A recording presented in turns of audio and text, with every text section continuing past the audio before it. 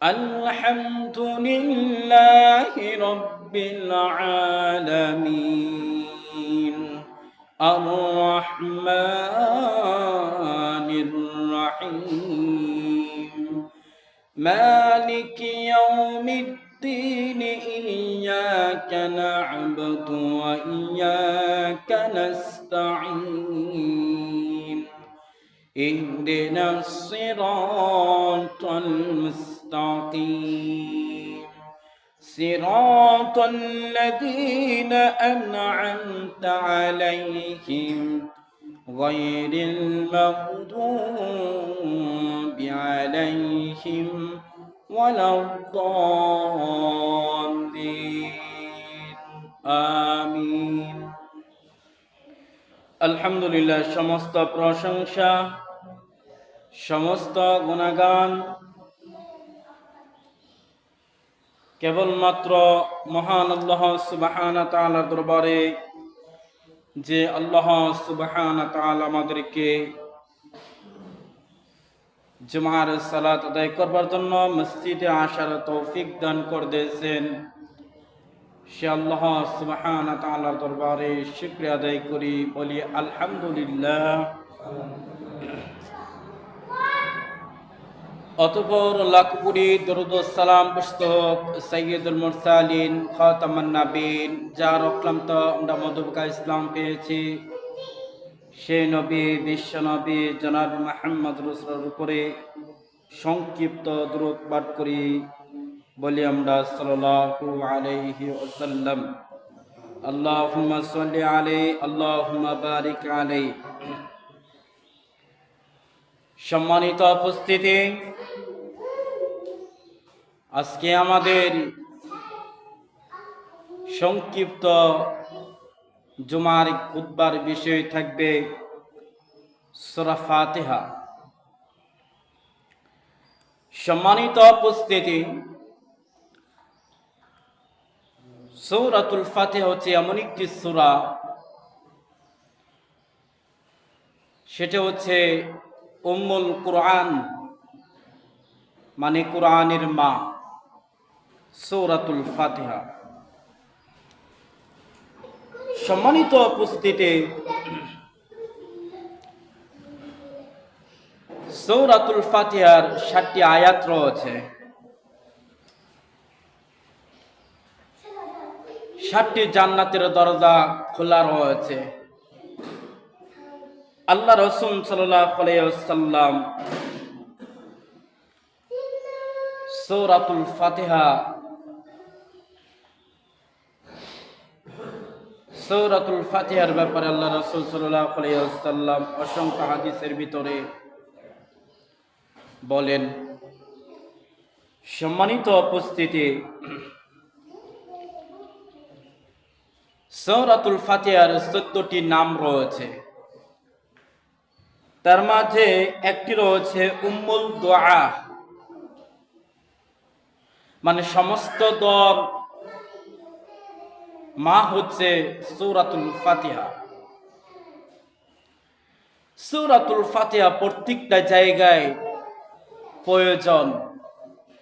সূরাতুল ফাতিহার 3টি আয়াতের মাধ্যমে আল্লাহর প্রশংসা করা হয়, এবং কি ইয়্যাকা না'বুদু ওয়া ইয়্যাকা নাস্তাঈন ইহদিনাস সিরাতাল মুস্তাকিম, এইখান থেকে নিয়ে ওয়ালাদ-দাল্লিন পর্যন্ত বান্দার হক। সূরা ফাতিহার মধ্যে 2টি বাক্য রয়েছে, সূরাতুল ফাতিহার মধ্যে 2টি অংশ রয়েছে। একটা হচ্ছে আল্লাহর অংশ, আরেকটা হচ্ছে বান্দার অংশ। প্রথমটা হচ্ছে আল্লাহর বাক্য, আলহামদুলিল্লাহি রাব্বিল আলামিন আর রহমানির রহিম মালিকি ইয়াউমিদ্দিন। এই পর্যন্ত হচ্ছে আল্লাহর অংশ। ইয়্যাকা না'বুদু ওয়া ইয়্যাকা নাস্তাঈন ইহদিনাস সিরাতাল মুস্তাকিম সিরাতাল লাযীনা আন'আমতা আলাইহিম গায়রিল মাগদুবি আলাইহিম ওয়ালাদ-দাল্লিন। এই পর্যন্ত রয়েছে বান্দার অংশ। মালিক ইয়াউমিদ্দিনের পরে থেকে ইয়াকা না'বুদু ওয়া ইয়াকা নাস্তাঈন, এটা হচ্ছে বান্দার বাক্য, বান্দার অংশ। সম্মানিত উপস্থিতি, প্রত্যেকটা জায়গায় সূরাতুল ফাতিহার প্রয়োজন আছে।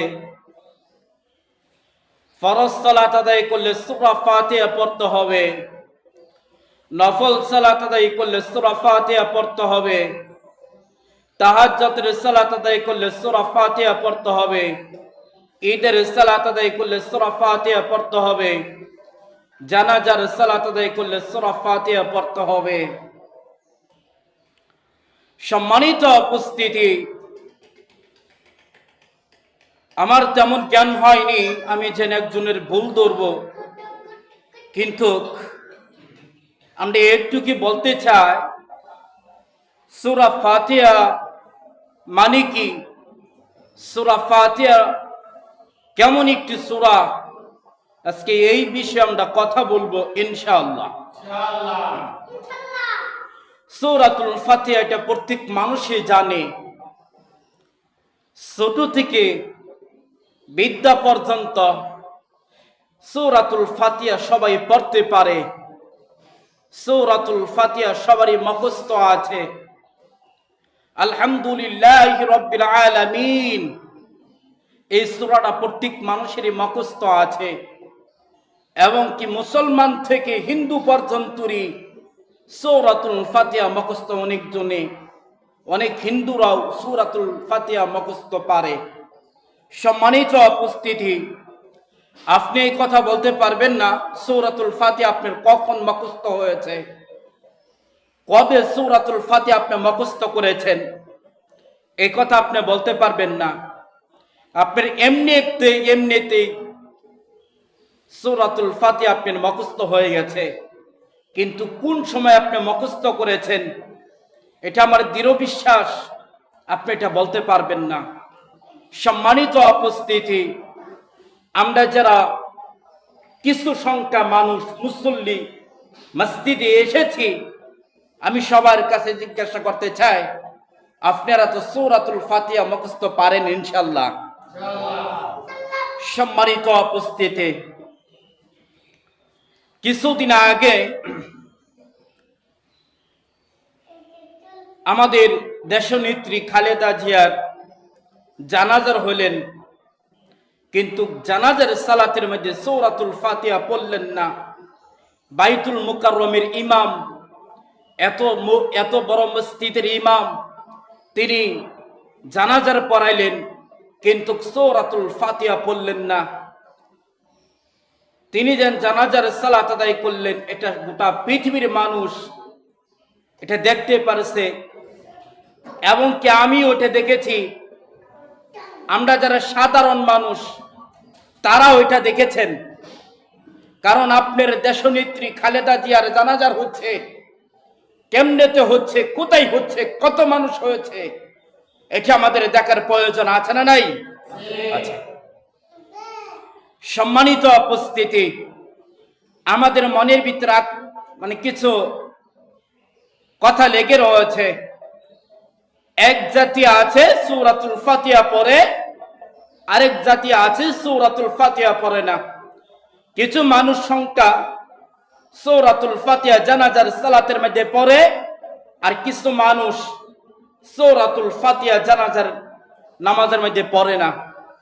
সম্মানিত উপস্থিতি, আবার কিছু মানুষ আছে ইমামের পিছনে সূরাতুল ফাতিহা পড়ে, আবার কিছু মানুষ আছে ইমামের পিছনে সূরাতুল ফাতিহা পড়ে না, এমনিতে তারা নেট বেঁধে দাঁড়িয়ে থাকে। এই সব মানুষ বাংলাদেশে আছে, কথা ঠিক কিনা? সম্মানিত উপস্থিতি, আমি কাউকে কষ্ট নেওয়ার জন্য কথা বলছি না। আপনি যেন আমার কথা শোনার পর কষ্ট পাবেন, ব্যথা পাবেন, আঘাত পাবেন, এই জন্য আমি বলি নাই। আমি আপনাকে হাদিস দ্বারাতে, কোরআনের দ্বারাতে প্রমাণ সহকারে আমি দেব সূরাতুল ফাতিহা প্রত্যেকটা জায়গায় আপনার প্রয়োজন আছে। সম্মানিত উপস্থিতি, অনেক মানুষে বলে জানাজার নামাজ তো ওটা নামাজ নয়, ওটা হচ্ছে দোয়া। কারণ জানাজার নামাজের মধ্যে রুকু নাই, সেজদা নাই, এই জন্য ওইটা নামাজ নয়, এটা হচ্ছে দোয়া।